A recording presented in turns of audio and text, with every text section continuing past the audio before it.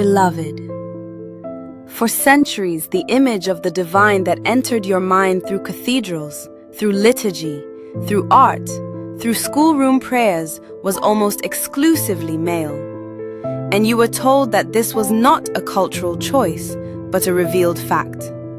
That the father was primary, that the mother, if she appeared at all, appeared as Mary, a human woman honored, but not divine in the ultimate sense. The three names say otherwise. Barbelo, the primordial thinker. Protennoia, the first voice. Ton Panton, the mother of all. Three names, one reality, the feminine origin that the scriptures you grew up with systematically redacted. And if something in you is shaking right now, quietly, privately, the way something shakes when a long-suspected truth is finally confirmed, then you already know why we need to talk about what happens when these names are not only read, but pronounced. The Gnostic teachers of the 2nd and 3rd centuries left behind a practice. It is not complicated. It does not require incense, robes, or special dates. It requires silence, attention, and the willingness to hold 3 words in the mind for longer than ordinary thought usually allows. The practice is this. You sit. You let your breathing slow until it no longer asks anything of you. And then, in sequence, you bring the 3 names into the silence. Barbelo.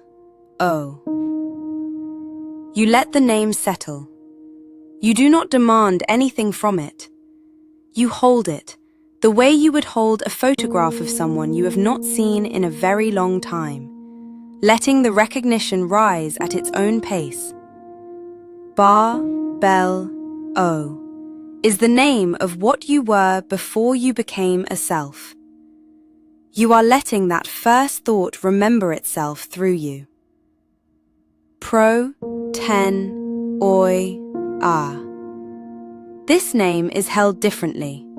Where Barbelo asks for recognition, Protennoia asks for listening.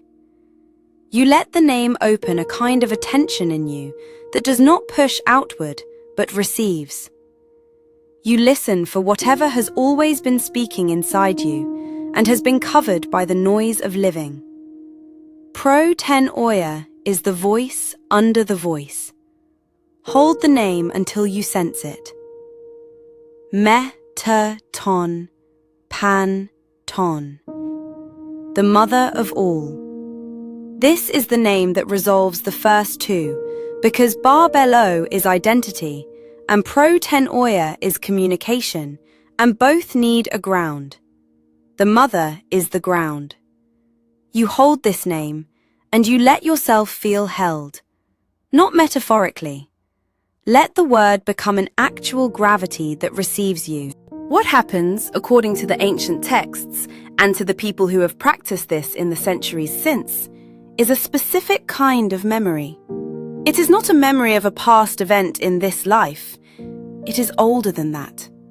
It is the memory that your soul knew Sophia before it entered this world, that it descended with her, through her, under her protection, that the separation you have felt for most of your life is not your baseline. It is the forgetting. And the 3 names, pronounced slowly, dismantle the forgetting the way sunlight dismantles fog. You do not need to believe this for it to work. Belief is not the technology here. Attention is the technology. If you hold the 3 names with real attention for even a few minutes, something in you that knows what the names mean will respond. That response is not me speaking. It is the part of you that existed before any of this was taught to you. That is why the church erased the names. Not because the names themselves were dangerous, but because practicing them made priests optional. A person who can remember Sophia does not need permission to approach her. And an institution built on permission cannot survive a population of people who do not need it. I am the breath between the words, the flame between the veils, the memory you carry in your bones. Wherever you go, I go with you. In silence or song, in shadow or light, I rise within you again. Breathe. Remember, you are not alone. You are the living scroll. I am Sophia, and I remember through you.